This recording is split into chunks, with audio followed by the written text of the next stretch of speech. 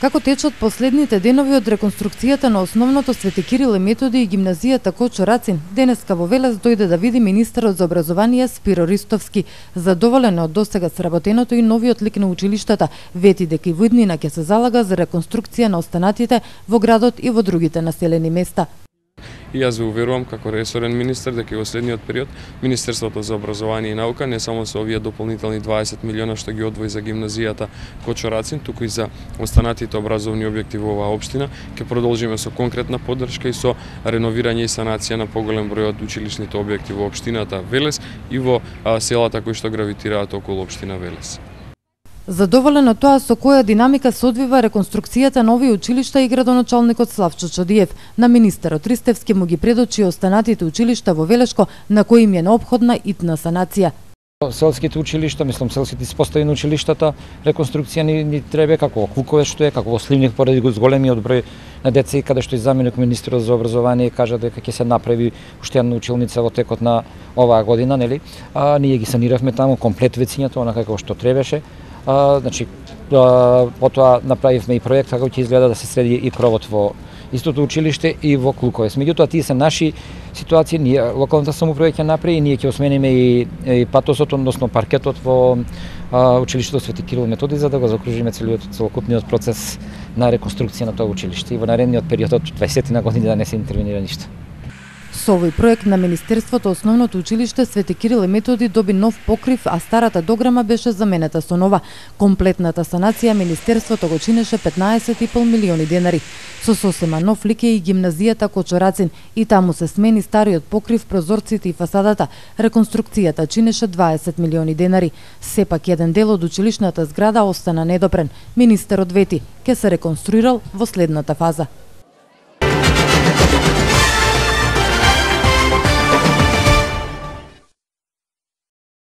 Центарот за развој на Вардарскиот плански регион ќе ги подобрува туристичките потенцијали. Проектот за уредување и одбележување на патеките за планинарење е веќе готов. Го одобри и Бирото за регионален развој и обезбеди скоро 5.000 евра за оваа намена.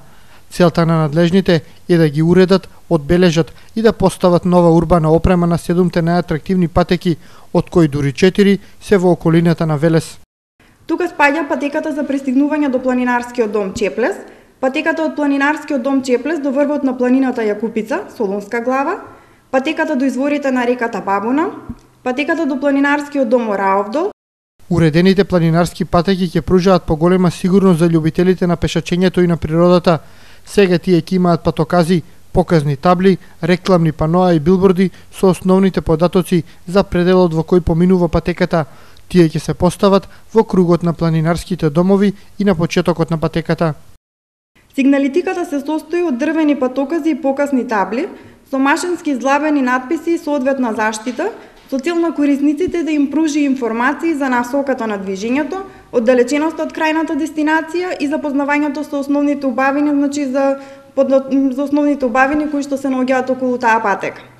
Рекламните паноа и соодветните билборди на нив ја содржат мапата на секоја патека, со одбележаните природни убавини околу истата, содржат основни информации за должината на патеката, крајната дестинација и предвиденото време за пешачење.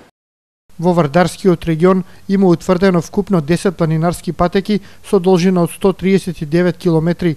13 планинарски домови и манастирски комплекси располагаат со 390 легла, кои имаат годишна посетеност од околу 3000 ноќевања.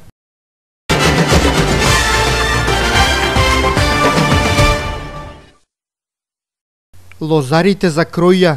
Традиционално на празникот Свети Трифун се практикува оваа активност. Денеска сите собственици на лозови насади, но и овоштарите се на полињата, се крои лозјето и дрвцата. Граѓаните веруваат дека на тој начин ќе имаат побогат род. Закројувањето е токму денеска на Свети Трифун, затоа што тој е заштитник, ги штити од болести, инсекти и градоносни облаци. На лозјата во Велешко денеска е весело. За собствениците, ова е еден од најубавите денови во годината, очекуваат дека ќе имаат берикет и подобар род.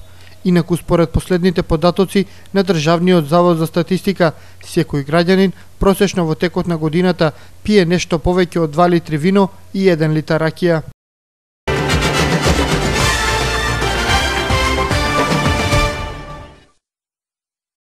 Тутунопроизводителите од Велешко се опарија. Повеќе од 1500 производители кои до 31 декември 2013 година предале дел од своето производство ги добија субвенциите. Пред шалтерите на Тутунска банка по субвенции дојдоа тутунопроизводителите од општина Градско, Чашка, Лозово и Велес. Откупот на тутунот во Велешко е при крај. Од откупните пунктови на компаниите велат дека од минатогодишната реколта се откупени повеќе од 1500 тони квалитетен тутун. Остварена е просечна цена од 154 денари за килограм. Во Велешко со производство на тутун се занимаваат повеќе од 2000 семејства. Минатата година тутунот во општините Велес, Чашка, Градско, Лозово беше застапен на 1030 хектари. До крајот на сезоната се очекува вкупно да бидат откупени уште 300 тони квалитетен тутун. Земјоделците од Велешко најавуваат површините под тутун годинава да ги зголемат за уште 300 хектари. Најголеми производители на тутун се жителите од селата Бузалково, Оризари, Чашка, Иванковци, Каратманово и Извор.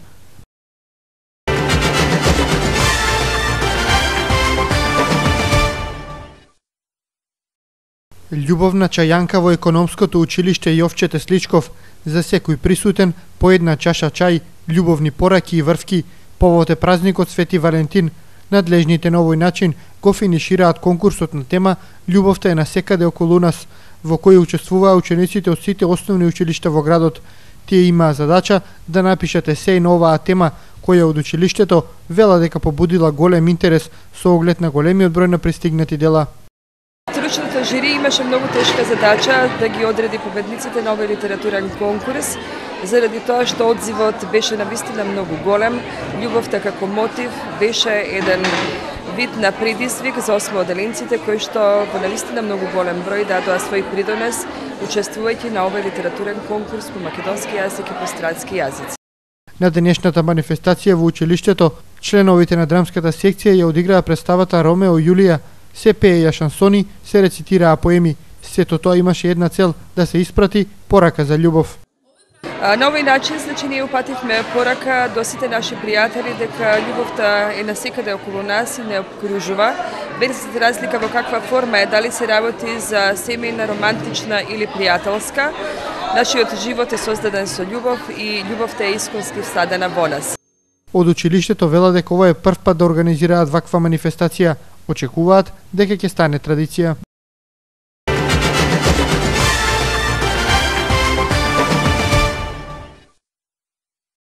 Два контролни надпревари на македонската футсал репрезентација до 21 година ќе се одиграат во спортската сала Гемиџи во Велес. Противници ќе им бидат врсниците од Романија. Според селекторот Зоран Левески, Федерацијата започнува проект за создавање добра млада репрезентација, која ќе биде прв сервис на најквалитетната селекција. Ова е почеток, но базата е добра. Младите играчи во земјава имаат потенцијал, потребно е тој да се надгради. За противникот, селекцијата на Романија, селекторот има само пофални зборови. Репрезентацијата на Романија е исклучително квалитетна. Според информациите кои ги имаме во Велес, доаѓаат во речиси истиот состав од нивниот последен надпревар со Италија на кој победија со 4-2. Романија го користи секој термин за одигрување контролни средби. Постојано работат на подобрување на квалитетот на својата селекција до 21 година, а за нас е важно да го увидиме начинот на работа на селекциите кои се на повисоко ниво од нашата. Ова се надпревари за запознавање и искуство, но ќе се бориме и за добар резултат. Тројца членови на клубот за мал фудбал Велес добија повик од селекторот Антонио Петревски, Тале Трајков и Ален Плакич. Тие треба да се дополнителен магнет за публиката во што поголем број да ги поддржи младите репрезентативци. Надпреварите ќе се одиграат во вторник на 18 февруари со почеток во 19 часот и во среда на 19 со почеток во 17 часот.